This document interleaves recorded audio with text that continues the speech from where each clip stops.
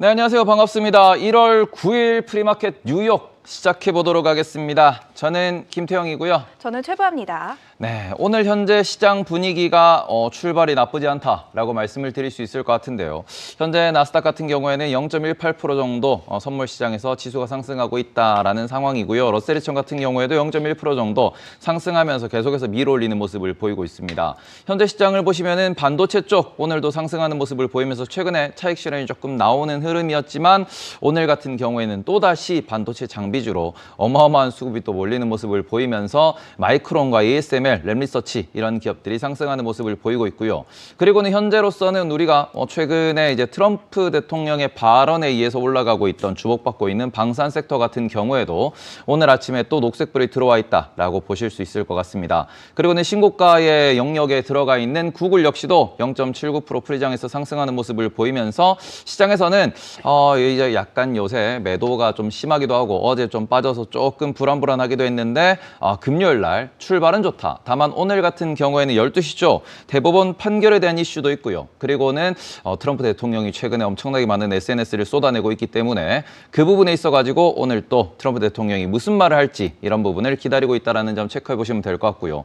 오늘 현재 은이 또 다시 올라가고 있는데 이 동네는 무슨 일이 있는지 저희 최보아 앵커님께 들어보도록 하겠습니다. 네, 그간 급등했던 귀금속 시장의 상승폭은 어제 오늘 양일간 일정 부분 제한이 좀 되고 있습니다. 금선물은 강보합권으로 4,400달러 후반대에 터치를 해주고 있고요. 은선물은 간밤 정규장에서 1% 하락한 이후 현재는 3%대 반등하면서 77달러 선에서 거래가 되고 있습니다.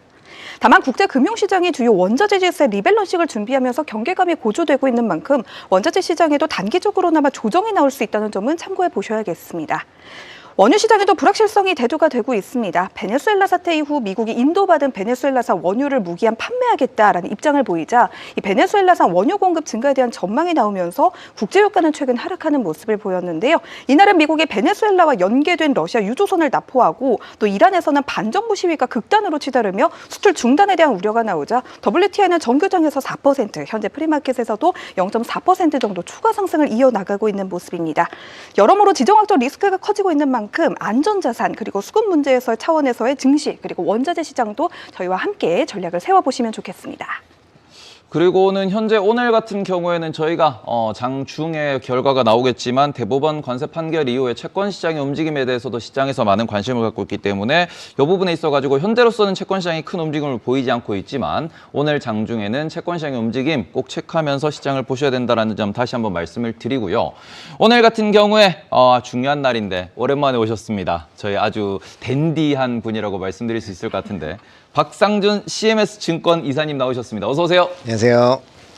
일단은 저희 새해 신년에 처음으로 또 방송에 나와주셨는데 네네. 최근에 이게 해가 바뀌고 난 뒤에 너무 많은 일들이 벌어지고 있고요. 그런 부분에서 빅테크는 오히려 횡보하는 모습을 보이는 상황, 그리고는 이게 국제유가라든지 아니면은 트럼프의 발언이라든지 특히 중소형주에 대한 순환매 이야기가 나오면서 갑자기 시장의 색깔이 바뀌는 거 아니냐라는 이야기도 나오는데 네. 이런 부분에 있어서 어떻게 보고 계시는지 그거 먼저 좀 여쭙고 싶습니다. 일단은 아까 이제 서두에 말씀하신 오늘 대법원 판결이 굉장히 중요한 상황이다 보니까 어제 또 좀 조정세가 좀 있었던 것 같기도 하고요.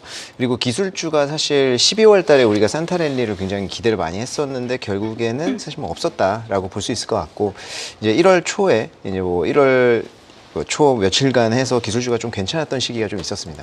근데 그 이후에 이제 지금 어제부터 해가지고 다시 좀 조정받고 있는데 일단은 최근에 화두가 되는 것은 역시나 이제 방산주일 것 같고요. 그리고 오늘 대법원 판결의 결과가 어떻게 나오냐가 이게 사실 근데 윈윈이 없는 것 같아요. 그러니까 이제 예상하는 시나리오들을 보면 일단은 위헌 판결이 난다. 그렇게 해가지고 이제 돈 다 물려줘야 된다라고 하면 결국에는 시장이 엄청난 혼란이고 국채 발행 어차피 늘려야 되니까 금리 올라가는 거고요. 근데 이제 합헌으로 된다. 그러니까 합헌이 된다. 크게 대법원에서 오케이 이거 크게 문제 삼지 않겠다라고 하면 사실 트럼프 대통령이 이제 또다시 관세를 어디든 부과할 수 있는 명분이 생기는 거니까 결국에는 인플레이션 영향이 있을 수밖에 없고. 근데 이게 절충안이 나올 것이냐라고 하는데 그것까지는 잘 모르겠고 일단은 사실 시장에서는 이게 우려가 좀 있기는 있는 것 같아요. 다만 이제 오늘 사실 오후까지만 해도 증시가 선물 지수를 봤을 때 조금 별로였었거든요. 이제 약보합 정도 됐었습니다. 지금처럼 이제 올라가지 않고 약보합 정도 됐었는데 이제 베네수엘라에 대해서 뭐 2차 공격 뭐 철회했다. 뭐 이런 얘기들 나오면서부터 조금씩 다시 올라가는 것 같아서 역시나 뭐 거기에 안정세를 좀 기대하는 거 아닌가 이런 생각도 드네요. 일단 대법원 이야기가 나왔으니까 조금 더 이제 질문을 드려보면은 많은 분들이 이제 오히려 불법이라고 판결이 났을 때 그리고는 돌려줘야 된다고 얘기가 나오면은 이게 오히려 단기간에 호재가 될 수 있고 그리고는 이 부분에 있어가지고 미국 기업들이 갑자기 이제 감세가 없어지는 거다 보니까 주문량이 폭증할 수 있다라는 게 어찌 보면 하나의 기대감이라고 이야기하는 분들도 많이 계시던데. 일단 소비재 기업들이 그동안 엄청나게 이것 때문에 눌려 있었다 보니까 뭐 그런 것들이 관세라든지 이런 이슈가 좀 사라진다라고 하면은 그 기업들이 이제 뭐 연말에 산타랠리도 크게 못했었는데 뭐 일부 소비재는 괜찮았었지만 그런 기업들 같은 경우에는 괜찮을 수 있겠죠. 근데 이제 현금을 돌려줘야 된다고 했을 때 그리고 이제 트럼프 행정부에서 그거를 받아들일 수 있겠느냐 뭐 또 여러 가지 이제 방안을 써가지고 여러 가지 이제 다시 이제 그 어떤 그 행정 조치들 취해가지고 다시 연장하려고 할 거잖아요. 뭐 그런 와중에 또 지난해 4월 이후에 뭐 그런 모습처럼 지지부진한 모습들 뭐 그런 게 좀 나올 가능성도 좀 있죠. 근데 그동안 눌려 있었던 소비재나 이런 것들은 단기적으로는 뭐 영향이 있을 수 있겠지만 뭐 국채 금리가 급등하거나 또 이렇게 한다고 하면 결국에는 또 안 좋은 효과로 나올 수도 있겠다 이런 생각도 들어요. 그럼 우리가 소비재 기업에서 좀 단기적인 투자 전략을 노려봐도 된다라는 측면으로 저희가 이해해봐도 될까요? 그럴 수는 그건 좀 있는데 리스키한가요? 사실 트레이딩을 뭐 이제 그렇게 할 수 있다라고 하면 당연히 그렇기는 한데 이제 뭐 나이키나 이런 경우에도 지금 뭐 여러 가지가 혼재돼 있잖아요. 중국의 매출도 굉장히 안 좋다 보니까 그것 때문에 떨어지기도 하고 뭐 그거 이제 많이 바닥을 잡고 있으니까 뭐 굉장히 좋게 보는 쪽도 있고. 근데 그런 것들을 트레이딩하기가 쉽지는 않다 보니까 뭐 이제 저는 크게 권하지 않는 것 같아요. 알겠습니다. 뭐 그리고 어느 요게- 방향으로든 네. 불확실성이 되겠네요. 요게 보통 이게 투자를 하다 보면은 항상 그런 얘기 있잖아요. 그 시끄러운 거 혹은 다 알려진 그런 재료 같은 경우에는 시장에서 이미 미리 포지션을 구축하고 그렇죠. 선반영이 돼 있다 보니까 오히려 이게 우리가 생각했을 때 이것 때문에 떨어지면 어떡하지라고 하는 거는 오히려 그 뉴스가 나오고 난 뒤에는 증시나 채권 시장이 올라가는 경우를 제가 많이 봤었기 때문에 그런 경우도 있죠. 현재 상황에서 이 차트를 잠깐 띄워주시면 현재 이게 미국 장기 채권 기준에서 시장에서 계속해서 어찌 보면은 좀 외면하고 있던 지금은 사면 안 돼. 대법원 판결 보고 사야지. 라는 이야기가 계속 나왔었는데 이 부분이 현 상황에서 뭐 합헌이 나든 아니면은 이게 뭐 불법이라고 규정을 해서 뭐 돌려줘야 된다고 얘기를 하든 그런 상황에서 오히려 오늘 채권 사야 되는 거 아닌가라는 그런 생각을 하시는 분들도 꽤 많이 계시더라고요. 말 그대로 재료 소멸로서. 그렇죠. 불확실성의 해소로 볼 수 네네네. 있겠죠. 네. 워낙 이게 악재라고 다들 알려져 있던 내용이고 저것 때문에 시장 흔들릴 수 있어라고 경고한 사람들이 워낙 많았다 보니까 실제로 발표 나고 난 뒤에 올라갈 가능성도 높지 않을까요?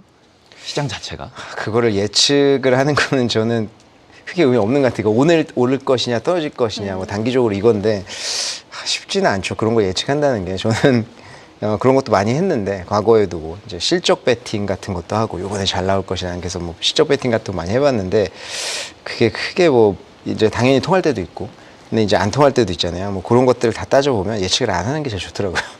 그러면은 혹시 지금 채권을 보유하신 분들 같은 경우에는 그냥 뭐 빠져도 냅두고 뭐 올라가면 땡큐 하고 이러면 되겠네요? 채권을 근데 한국에서 이렇게 알채권으로 미국 채권을 많이 보유를 하고 계신가요, 근데? 요즘 생각보다 많은 분들이 포트폴리오 전략이라고 하면서 채권에 대해서 이렇게 좀 매수를 하시는 분들이 많이 계시더라고요. ETF 형식으로. 그것 때문에 관심 갖는 분들이 많이 계셔가지고 한번 여쭤봤습니다. 일단은 채권에 대해서는 그냥 뭐 냅두는 걸로.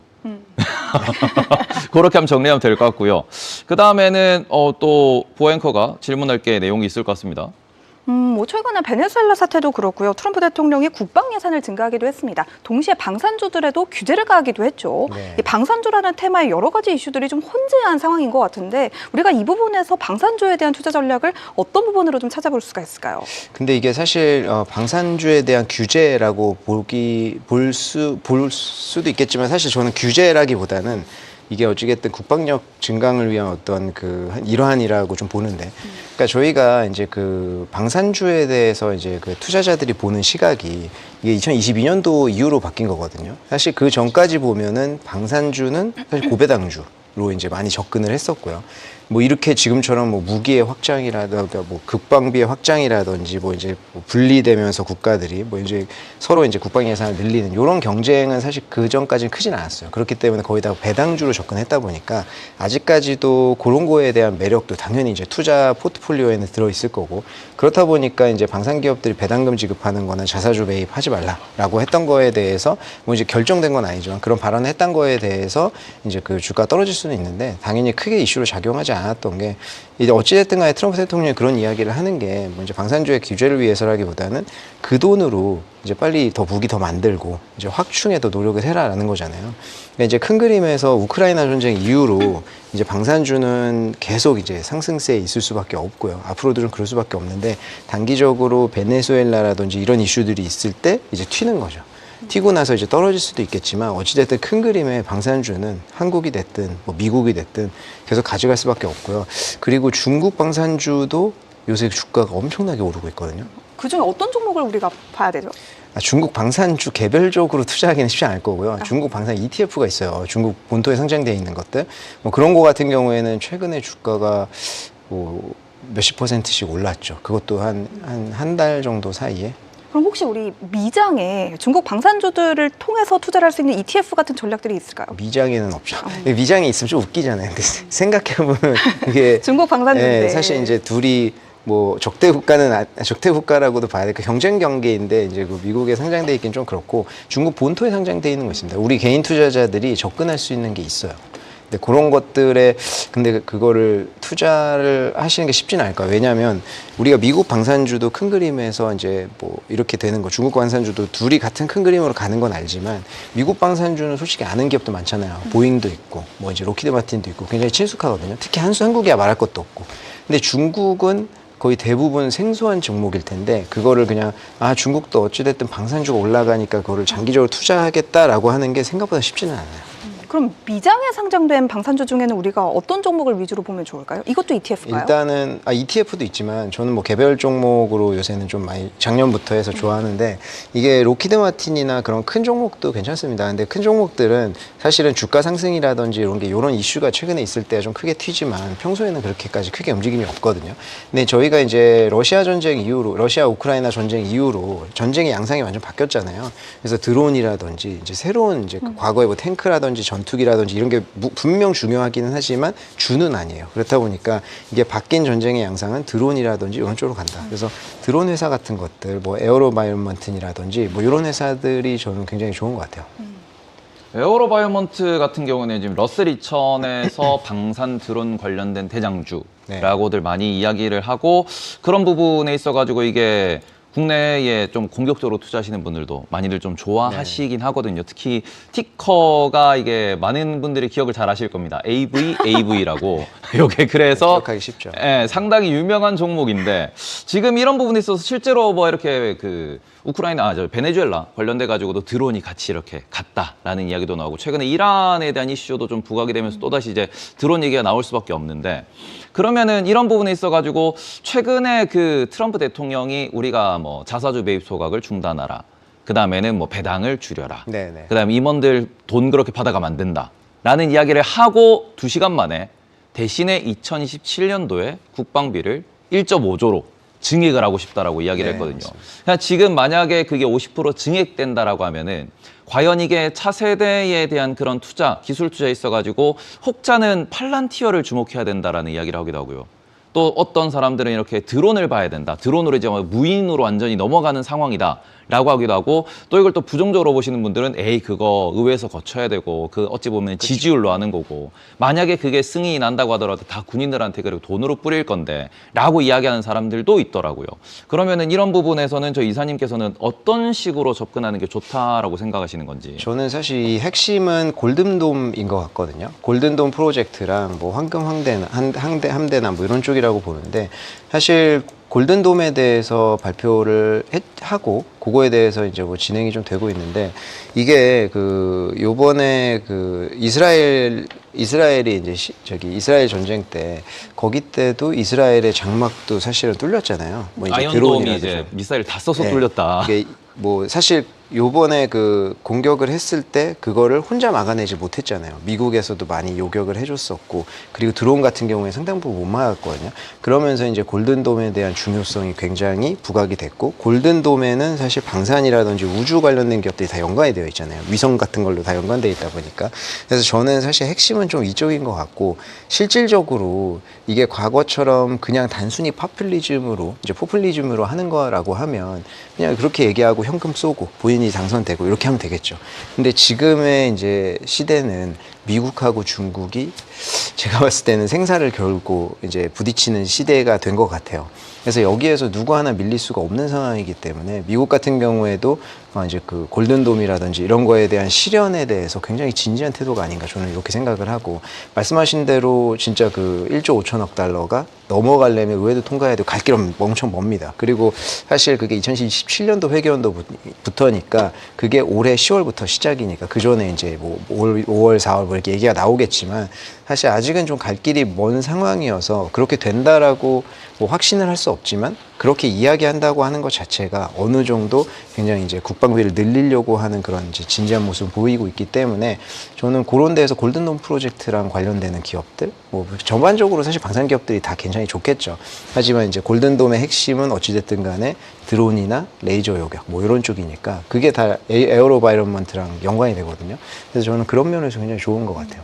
에어로바이먼트랑 그다음에 또 떠오르는 기업이 저 같은 경우는 레이시온도 괜찮지 네. 않을까라는 요런 생각도 들고, 그런 부분에서 어제도 골드만삭스에서 보고서가 나오긴 나왔었어요. 말 그대로 이제 이게 1조 5천억이라고 하는 부분을 밀어붙이고 이거에 대해서 계속 이야기를 하면은 이게 올해는 방산주에 대해서 수급이 좋을 수도 있다라는 이야기를 하다 보니까 그런 부분에서는 저희가 방산주에 대해서 올해 내내 관심을 가져보는 것도 좋을 것 같고, 이러다 보니까 이게 또 중국은 투자는 어렵지만 중국 기술도 저희가 계속 체크는 해야겠네요.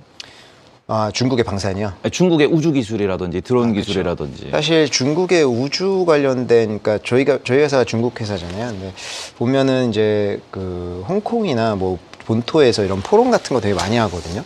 근데 최근에는 우주 방산 관련된 포럼도 조금씩 해요. 근데 제가 중국 회사에 오래 있었지만 그런 거 하는 거를 많이 본 거 같진 않아요. 근데 물론 이제 그런 걸 하는 거가 주가 많이 오르니까 수량에 관심 가지니까 하는 거겠지만 어찌됐든 주가 많이 오르는 것 자체가 중국 정부에서도 그걸 굉장히 심각하게 밀고 있는 거고요. 특히 우주 같은 경우에는 저희가 이제 뭐 러시아는 최근에 참여는 안 하지만 미국을 중심으로 해서 이제 우주는 서로 연합으로 해가지고 우주 정거장도 만들고 다 같이 이제 어느 정도의 협의를 갖고 있잖아요. 근데 중국은 거기에 들어가 있지가 않아요. 그래서 중국은 우주 정거장을 청궁이라고 하는 우주 정거장을 혼자 만들었거든요. 아, 혼자 그러니까 만든 거예요? 네, 자기네가 그냥 만들었어요. 그러니까 그거가 이제 뭐 지금의 우주 정거장 대비해서 규모는 작지만 자기 자력으로 이제 자기네 기술로 그걸 만들었다고 하는 것만 해도 우주 쪽이 중국이 상당히 밀리지 않는구나라는 것을 좀 알 수 있어서 사실 그런 면에서는 과거에 러시아 비슷한 그런 경쟁 구도, 뭐 우주 쪽에서 그런 구도가 그려지는 것 같아서 중국도 우주는 기술이 사실 만만치는 않다. 이렇게 좀 볼 수 있을 것 같아요. 알겠습니다. 저희가 지금까지는 방산주라는 테마를 살펴봤다면 이번에는 시각을 좀 더 넓혀서 미증시 전반적으로 한번 살펴보도록 하겠습니다. 최근 테크 기업에서 비테크 기업으로 자금이 이동하면서 좀 순환매 장세가 나타나고 있거든요. 어떻게 좀 보세요?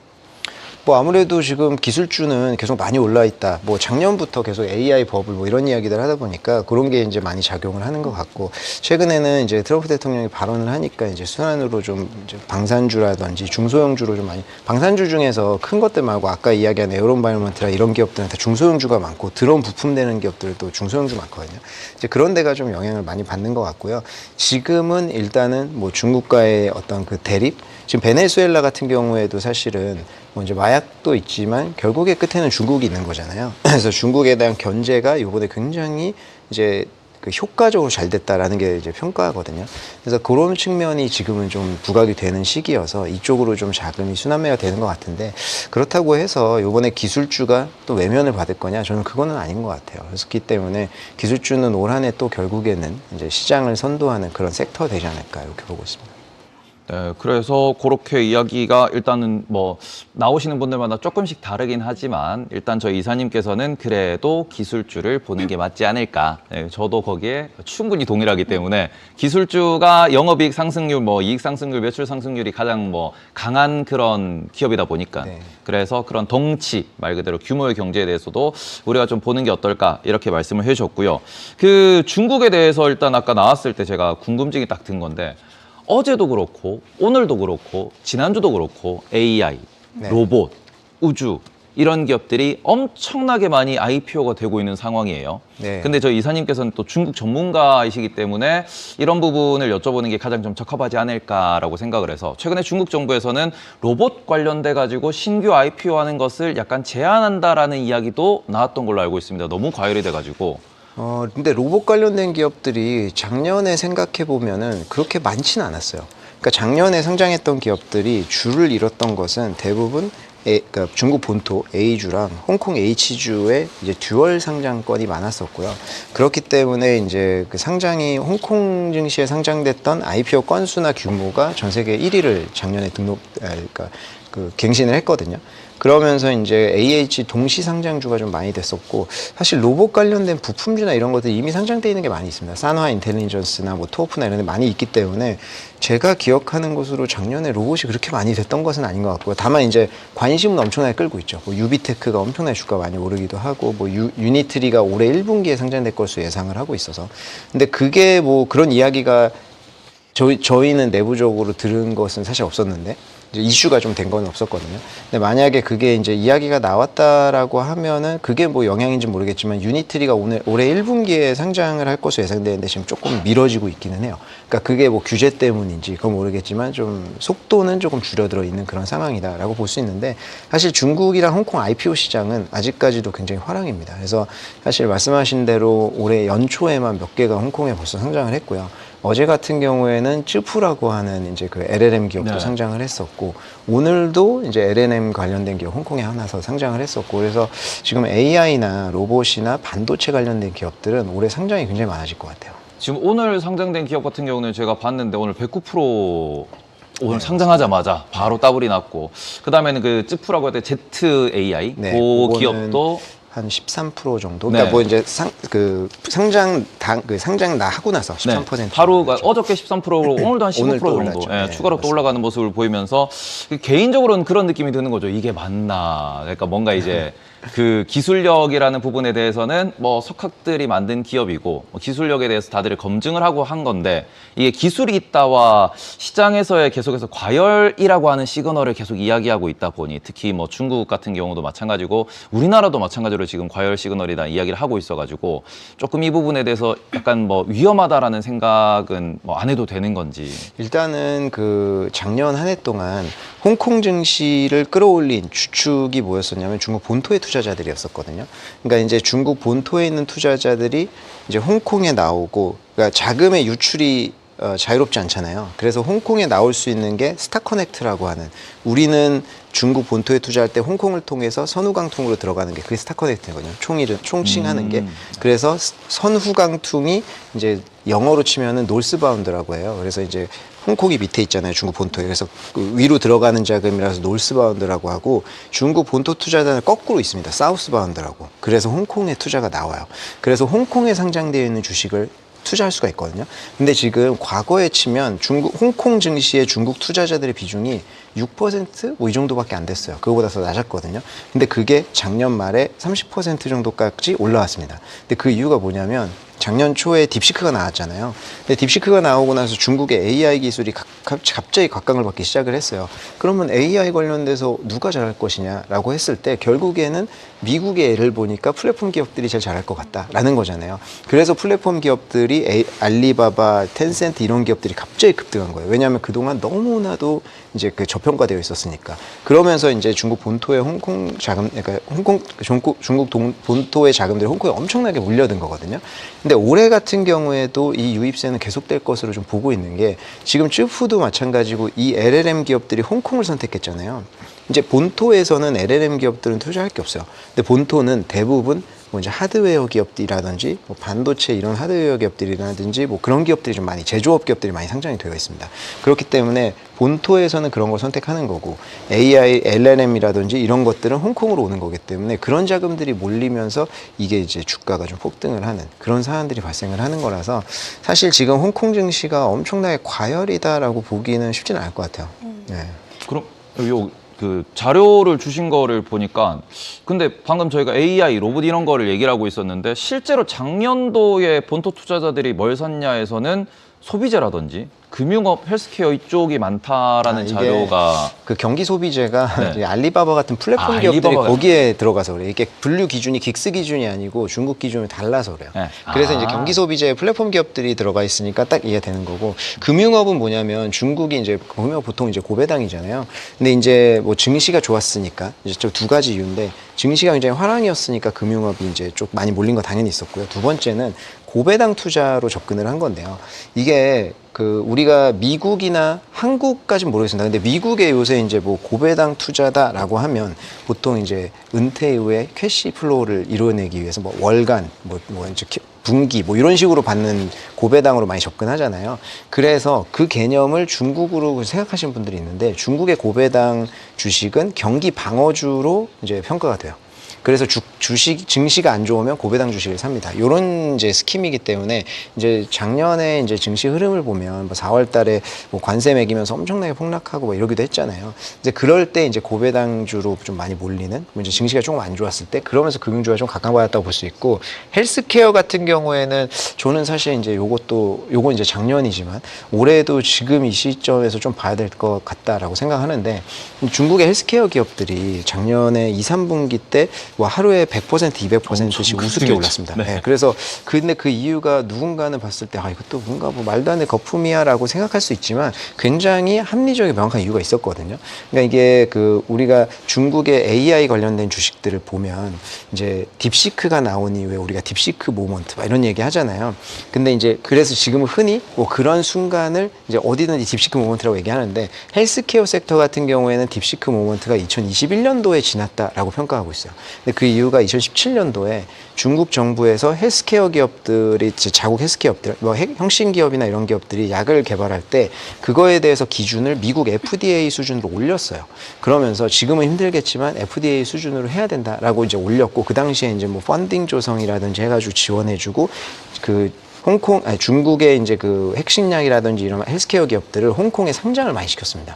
그래서 지금 굉장히 유명한 우시바이올로직스, 앱텍 뭐 이런 기업들이 다 2017년도에 상장했거든요. 그때 저희도 이제 주관사로 우시바이올로직스에 그러니까 주관사로 이제 참여하기도 했었는데, 그러면서 그때 엄청난 자금을 모집을 했었고, 그걸로 이제 혁신약 파이프라인을 엄청나게 구성을 했고, 2021년 정도 돼서는 뭐 이제 그 여러 기업들이 내놓은 이제 그 자기네 내놓은 제품들이 지금 글로벌 빅파마들이 내놓은 제품들보다 지금 팔고 있는 제품들보다 기능성이 더 좋은, 이런 이제 값싼 기능성이 좋은 제품들이 나오기 시작을 했어요. 그러면서 그때 이제 뭐 딥시크 모먼트를 넘었다라고 보고 있는데, 지금에 와서 문제는 뭐냐면 이제 미국의 어떤 글로벌 빅파마들이 보유하고 있는 혁신약들의 60% 정도가 되는 양이 향후 3년 동안에 이제 그 특허가 다 만료되거든요. 그러면 이제 이 기업들은 두 가지 선택이 있겠죠. 하나는 본인이 이제 뭐 1상, 2상, 3상 해가지고 새로운 약 만들던가, 두 번째는 이미 만들어져 있는 거를 사던가. 근데 이제 가장 쉬운 건 당연히 이미 만들어져 사는 건데, 중국에 눈을 돌렸더니 중국 기업들이, 혁신약 기업들이 이미 파이프라인을 많이 구축을 하고 있고 가격이 엄청 싸더라. 그리고 이제 지금 나와 있는, 학술적으로 나와 있는 결과물들을 봤더니 지금 약보다 효과가 좋다. 이렇다 보니까 작년 2, 3분기 해가지고 뭐 2상, 3상에 있는 라이센스 하우스를 엄청나게 한 거예요. 그러면서 이제 주가 튀기 시작한 건데, 그게 지금 한동안 잠잠해졌었거든요. 근데 지금 뭐 JP모건에서 이제 뭐 그 바이오 헬스케어 뭐 그런 포럼 같은 거 이제 곧 하잖아요. 그러면서 거기에서 이제 뭐 어떤 이야기들도 나오겠죠. 올해 이제 이끌어갈 이야기들. 그런 거에 따라서 지금 홍콩에 상장되어 있는 중국 헬스케어 기업들이 또 한 번 영향 받을 수 있는 가능성이 분명히 있습니다. 그래서 그런 것들 측면에서 지금도 좀 볼만하다. ETF가 있어요. 알겠습니다. 네, 오늘 중국의 상해 종합지수가 4,120선을 터치하면서 2015년 7월 이후 11년 만에 최고 수준을 기록을 했습니다. 올해 중국 증시가 조금 약진할 것이다, 유망할 것이다 라는 전망이 좀 가능해 보이는 포인트일까요? 네, 일단은 올해는, 그러니까 작년 같은 경우에는 보통 이제 유동성이 조금 이제 끌었던 장세인 것 같고요. 2024년 9월 달에 이제 뭐 그 경기 부양, 그러니까 되게 큰 어떤 그 경기 부양책을 서프라이즈로 내놔서 이제 증시가 튀기 시작을 했었고, 작년에는 딥시크가 나오면서 이제 유동성이 엄청나게 유입이 됐던 한 해였는데, 올해 같은 경우에는 실적이 좀 좋아질 것 같아요. 그래서 지금 뭐 단적으로 캠브리콘 같은 경우에도 2020년도에 아마 과창판에 상장했을 건데, 최근에 이제 흑자 전환을 하기도 했었고요. 그래서 지금 AI 기업들이라든지 뭐 이런 기업들의 실적이 굉장히 좋아지지 않을까, 이렇게 저는 예상을 하고 있고, 그래서 올해 같은 경우에는 유동성도 유동성이지 아니지만 이제 실적이 굉장히 좋아질 것 같다. 이렇게 예상을 하고 있고, 그리고 15차 5개년 계획이 올해부터 딱 시작되잖아요. 그래서 15차 5개년 계획이 첫 해에는 보통 인프라 관련된 집행을 엄청 많이 합니다. 그렇기 때문에 고정자산 투자라든지 이런 것도 좀 좋을 것으로 예상을 하고 있고, 지금 중국에서 문제가 되고 있는 것은 뭐 당연히 부동산이 있겠지만 사실 부동산은 지금 이제 증시에 미치는 영향이 굉장히 작아졌고요. 이제 크다라고 하는 것은 소비 부진, 그리고 이제 디플레이션, 이렇게 볼 수 있는데, 지금 CPI 같은 경우에는 이미 올라왔어요. 근데 PPI가 아직 못 올라오고 있는데, 요게 이제 조금씩 그래도 마이너스 폭을 줄이고 있거든요. 요게 아마 올해 3, 4분기, 저희는 이제 올해 3, 4분기 정도에 플러스 전환을 좀 보고 있는데, 그게 이제 어떤 트리거가 좀 되지 않을까. 그러면서 기업들의 실적도 굉장히 드라마틱하게 좋아질 가능성이 있고요. 그러면서 소비도 조금씩은 살아날 것 같은데, 소비는 사실 쉽진 않습니다. 왜냐하면 소비는 뭐 우리나라도 마찬가지지만 부동산하고 직결돼 있어요. 그렇다 보니까 이제 소비가 크게 살아나기는 쉽진 않고, 근데 소비 같은 경우에는 그래도 올해는 이제 뭐 그 서비스 소비 정도, 그러니까 뭐 이제 여행이라든지 뭐 이런 쪽이 좀 좋을 것으로 예상을 하고 있습니다. 그래서 올해도 결국 중국 증시는 기술주가 이끄는 한 해가 될 것 같다.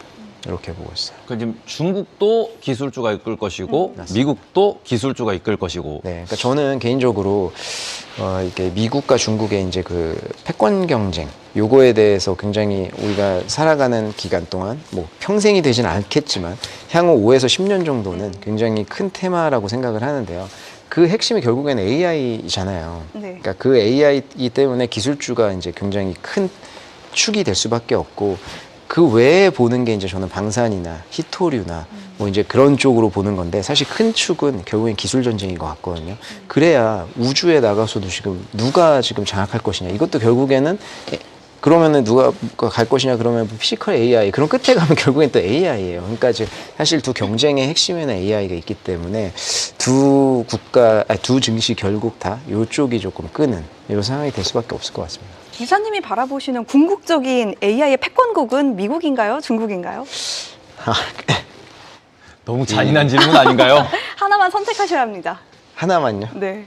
이게 언제냐에 따라 다르겠지만, 저는 이렇게 생각해요. 그러니까 항상 창의적인 거는 미국에서 나오는 것 같아요. 그러니까 저는 이게 단적인 예가 전기차라고 생각하거든요. 테슬라가 이끄는 전기차가 이제 혁신적인 것도 내놨었죠. 뭐 이제 자율주행도 마찬가지고. 근데 매스마켓은 다 중국이 먹었잖아요. 그러니까 저는 이제 그 AI 끝이라고 할 수 있는 피지컬 AI도 비슷한 모습이지 않을까 싶습니다. 근데 지금 뭐 지금 현대차가 굉장히 각광을 받고 있잖아요. 근데 그런 거 보면은 뭐 또 모르겠다라는 생각도 들기는 해요. 과거에는 테슬라 혼자 하는 것 같았으니까, 뭐 이제 옵티머스만이 뭐 피지컬 AI 끌고 가는 것 같았었으니까. 근데 지금은 또 엔비디아도 이번 CES에서 우리도 뭐 이제 로봇 자율주행 이런 거 다 얘기하고, 그리고 또 이제 현대 그 보스턴 다이내믹스도 내놨는데, 이제 그냥 로봇이었구나 했는데 뭐 이제 구글이랑 또 뭐 합쳐가지고 AI까지 합쳐질 것 같고 하니까, 이렇게 되면은 단순히 전기차 시장처럼만 되진 않을 수도 있겠다라는 생각은 드는데, 그래도 지금 로봇은 중국이 아무래도 값싼 가격으로 더 낼 수 있기 때문에 이렇게 우열이 조금 나눠지는 이런 상황인 것 같아요. 근데 이게 승자가 저는 나오지 않을 것 같아요. 서로 이기고. 계속 이제 분야별로, 왜냐면 옵티머스 같은 경우에도 본인들이 아무리 좋은 로봇을 만들어도 그게 지금 뭐 아까 말씀드렸던 산화 인텔리전스, 토프 이런 부품들이 다 테슬라의 그 옵티머스에 들어가거든요. 이런 부품이 없으면 가격을 낮출 수가 없어요. 그렇다 보니까 이게 결국에는 그 부분은 또 계속 협력을 해야 되는 그런 관계이다 보니까 이런 관계로 계속 가지 않을까. 그러니까 미국은 결국에는 중국을 좀 직접적으로 이야기하자면 죽일 수 있는 순간을 놓쳤어요. 네, 그렇게 볼 수밖에 없는 것 같아요. 이미 너무 많이 성장을 해버렸나요? 완전히 밟아버릴 수 있는 순간을 놓쳤다. 이렇게 저는 보고 있습니다. 그게 뭐 얘기가 나오기로는 2010년대 초반에 중국이 자꾸 커오네 하고 아차 하는 순간 어느 순간 라인을 넘었다. 그렇죠. 사실 그냥 제 개인적인 의견인데, 그 AI 지금 뭐 엄청나게 붐을 이루기 전에 중국이 이제 그 제조업 쪽으로 굉장히 이제 미국이 밀리던 순간이 있었잖아요. 그때는 솔직히 좀 불안했거든요. 진짜 이러다 미국이 밀리는 거 아닌가? 라는 생각도 했었어요. 너무 중국이 제조업이 특이점에 와버려가지고, 중국에서 나온 제품들 보면 이제는 그냥 메이드 인 차이나 무시하는 수준이 안 되잖아요. 그러니까 이렇게까지도 나올 수 있구나. 그러면은 미국이 이런 거 하나도 못 만들어내는데 어떻게 되나 했는데요.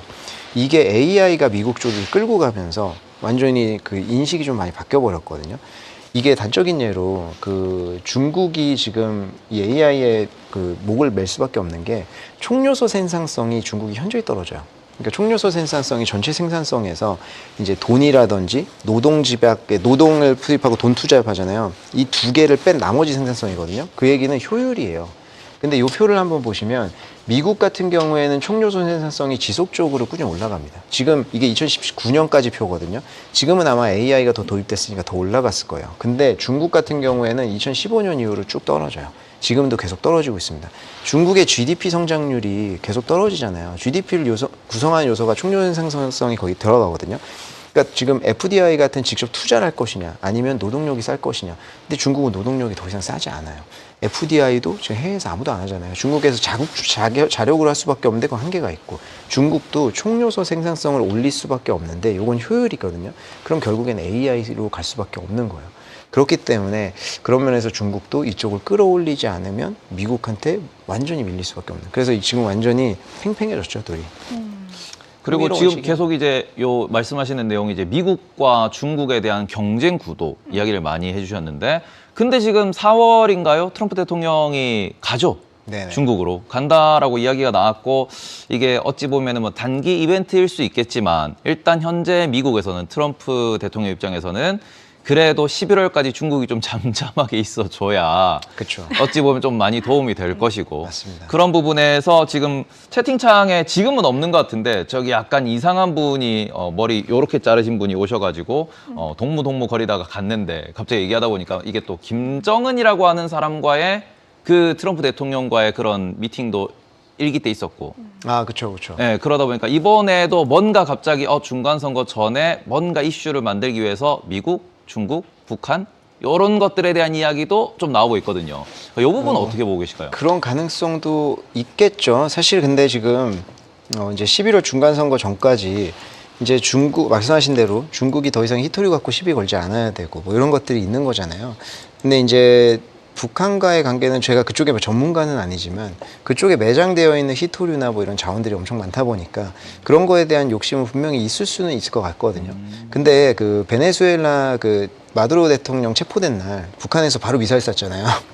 그래서 이제 나는 건드리지 마라. 뭐 이런 것들 바로 나타내는 거 보면 두려움과 어떤 기대감이 같이 공존을 하는 그런 거 아닌가. 개인적으로 좀 그렇게 보고 있기는 한데 어찌됐든 간에 결국엔 그건 좀 정치적인 쇼이지 않을까. 이렇게 좀 판단하고 있어요. 지금 댓글에서 아직 안 갔다고 댓글을 남겨주셨는데 제가 봤을 때 이거는 제가 읽는 것보다 태버님이 더 뉘앙스를 잘 살려서 읽으실 수 있을 것 같거든요. 한번 읽어주세요. 멜에 지금 미아가 부족해서 조금만 기다리라고 이러면서 코인 그 해킹하는 거 팔면 되는데 많이 하던데요. 조 단위로 해킹을 막 하고 있던데. 오히려 엄청 부자일 수도 있겠다는 생각. 그죠. 어쨌든 왜 저한테 이런 걸 시키셨는지는 잘 모르겠지만 저희는 고품격, 글로벌.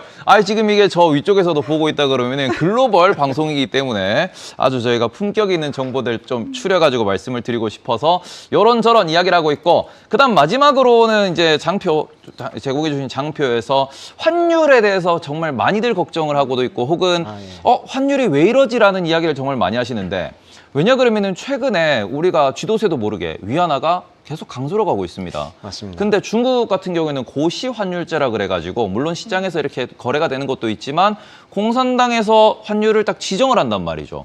그럼 이게 강세로 간다라는 거는 공산당이 위안화 강세를 만들고 있다라고 볼 수 있을 텐데. 그렇죠. 이제 그 지금 달러 대비 우리가 이제 강세 얘기를 할 때 이제 달러 대비해서 보통 이야기를 많이 하는데요. 네.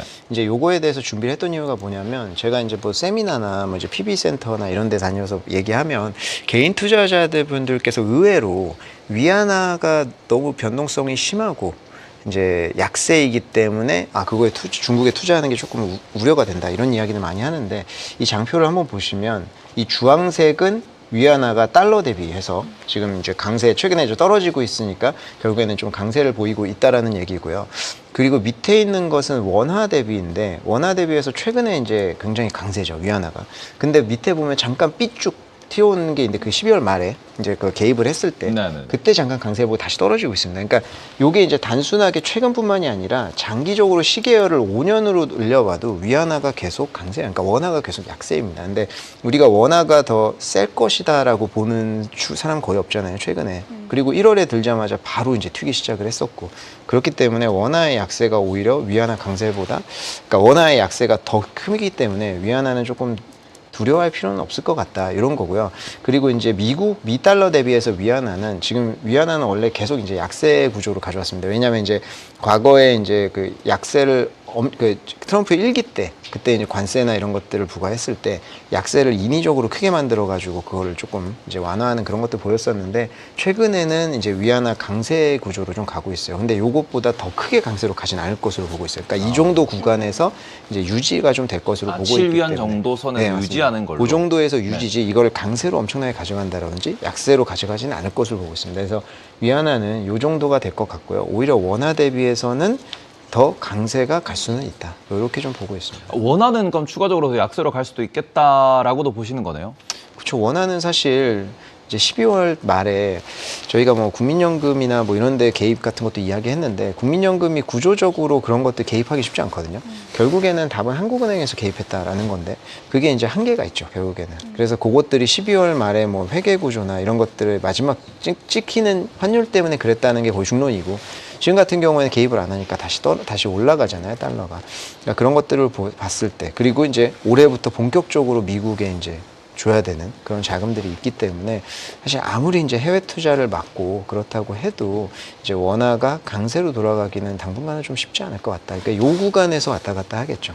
그리고 만약에 더 크게 튄다라고 하면 또 개입을 할 가능성도 있고. 근데 그런 것도 우리가 인지하고 있기 때문에 그만큼 안 튀겠죠. 효과는 결국 네, 제한적이다. 그러니까 요 정도 구간에서 왔다 갔다 하지 않을까 이렇게 생각하고 있습니다.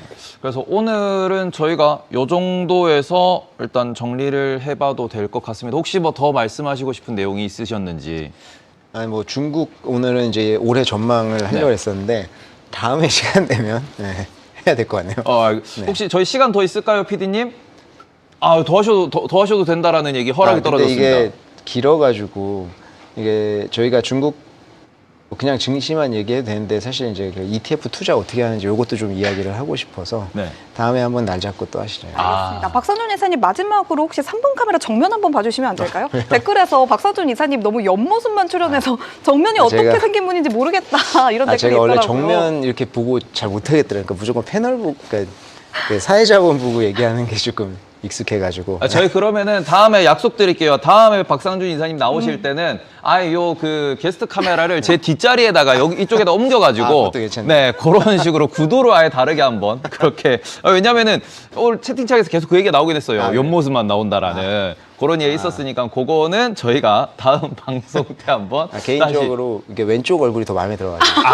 더 잘생긴 쪽으로 이렇게 저는 오른쪽이에요. 저희 이렇게 대화하면 되겠네요. 네. 알겠습니다. 그렇고요. 오늘 같은 경우에는 정리를 해보면 일단 미국과 중국의 그런 경쟁 관계에 대해서도 말씀을 해주셨고 이게 거의 목숨을 건 경쟁일 수도 있다. 이런 말씀을 해주시면서 미국 같은 경우에는 방산이나 우주, 드론 이런 쪽으로 해가지고 계속해서 골든돔 관련된 기술에 대해서는 우리가 관심을 가질 필요가 있다라는 말씀도 해주셨고 그리고는 미국이나 중국이나 결국에는 AI 쪽으로 투자를 할 수밖에 없고 이쪽이 완전 전쟁터이기 때문에 결과적으로는 올해 기준에서는 둘 다 기술주 중심으로 계속해서 관심을 가져보는 게 어떻겠나 이런 얘기도 해주셨습니다.